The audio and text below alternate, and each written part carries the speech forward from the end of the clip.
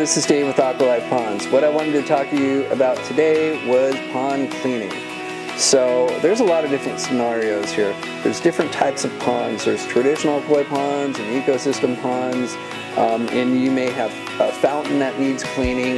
We have a maintenance department that does everything that you can think of that has to do with water features.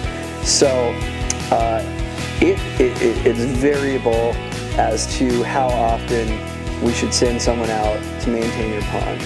And it depends on your fish load, depends on your filtration system. If you have an ecosystem pond, it's going to be less frequent than a traditional koi pond, but that's something that we need to assess. So the best thing to do is to send us pictures, and we can assess that and give you a ballpark estimate over the phone. So please give us a call if you need a pond cleaning.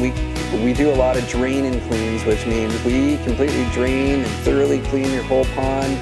And if you just kind of miss the way it used to look a few years ago, please give us a call.